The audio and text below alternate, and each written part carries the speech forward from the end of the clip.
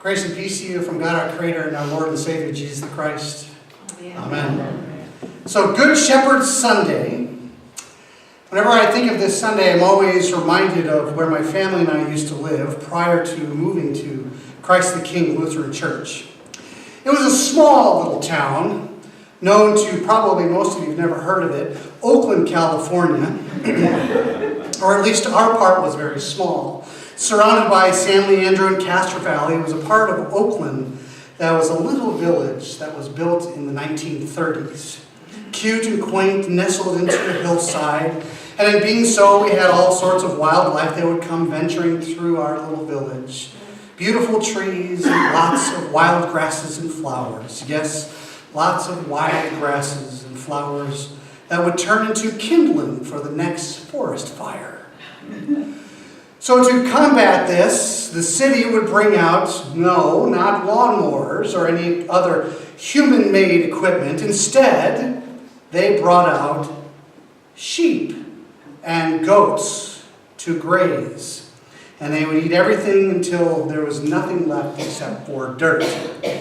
And then as I was sitting in the middle of the sanctuary thinking about those sheep and goats,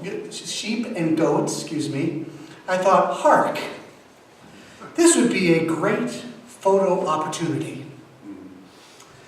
A great PR for the church that I've served. Sheep and goats surrounded by the heroic pastor with a shepherd's crook. You can see it, can't you? And so I ventured up the hill one afternoon to find an excellent spot for the photo, at least I thought. And then I went, as I climbed up there, there's temporary fencing. Temporary fencing blocking my way. I wonder if I just snuck in there, and before I could finish my thought, two dogs who did not want to play came, out of nowhere, barking and snarling, doing their job, protecting the flock from weird, heroic, imaginative pastors like myself. Needless to say, I did not get my photo shot that I was hoping for, especially when two guys come out who were rather large, not wanting to shake my hand and forcing me to go another way. So today is known as Good Shepherd Sunday. This Sunday happens every year during the season of Easter with the Gospel of John's passage that emphasizes Jesus as such, the Good Shepherd, and his self-sacrifice, doing his job.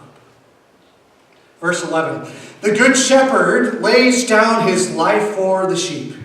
And he does this very action to counter the status quo that was happening with faith at that time and for many of us now, where commitment and faith had difficulty connecting. So he lays his life down.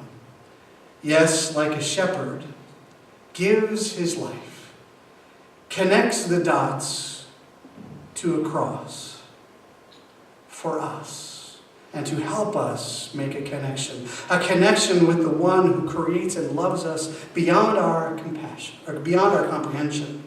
So he lays his life down. Why? Two reasons. First, now, Good Shepherd knows their sheep and they know them, therefore it is a mutual bond of love and intimacy, and that love is compared to the deep mutual relationship between Jesus and God, the Creator, verse 14 and 15. I know my own, and my own know me, just as the Father knows me, and I know the Father. Laying his life down is God's desire to know you. And in everything that you do, and everything that you say and experience, and in so doing, God wants you to reciprocate. God wants you to know God. And with Jesus, we have been given an invitation to do so. How? Well, by listening to his voice, following his lead and example, and loving, as is suggested in our second reading for today, from 1 John chapter 3, verse 18. Little children, it says, let us love, not in word or speech, but in truth or in action. Sure, we can use those words of, gosh, I love you, and don't back it up. What do those words mean? Absolutely nothing. So he lays his life down to get you, well, to love, but to connect with God in that love. And now the second reason. Starting with verse 16 of our gospel. I have other sheep that do not belong to this fold. I must bring them also, and they will listen to my voice. So there will be one flock, one shepherd.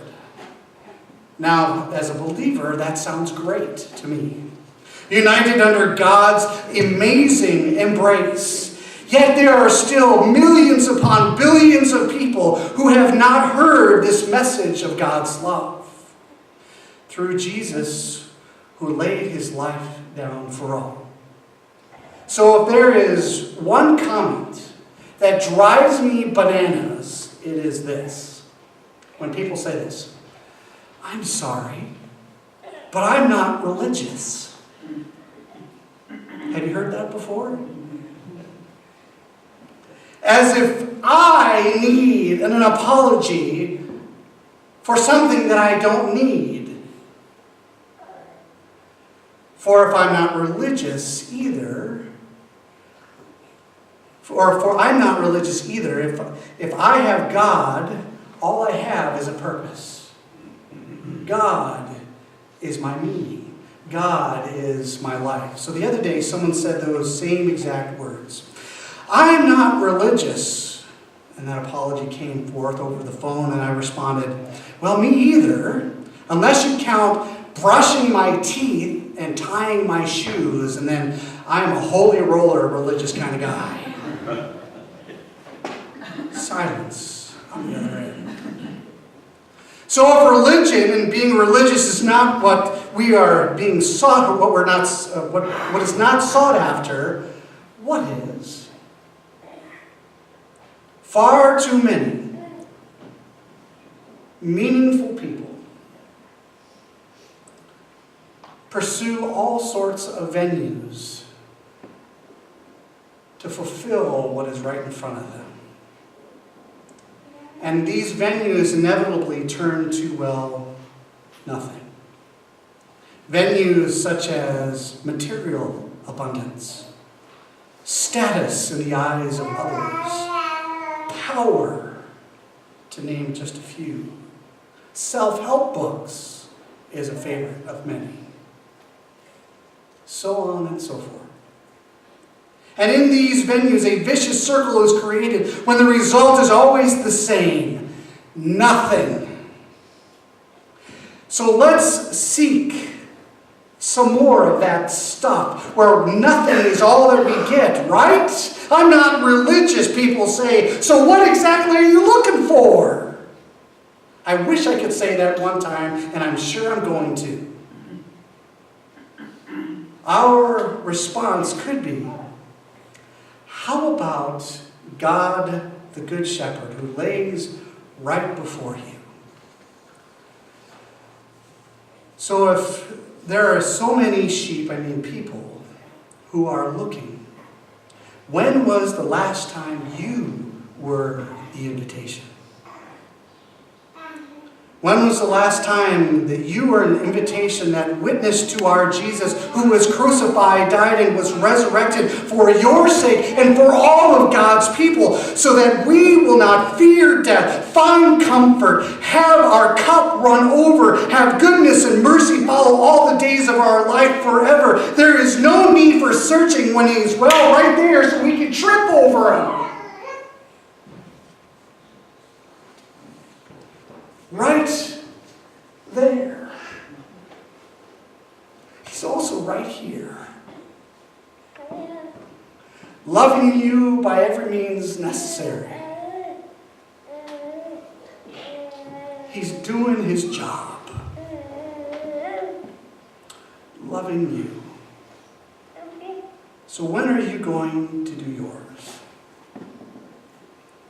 He is the good shepherd laying down his life for the sheep, all of you. Look out, you might trip. Amen.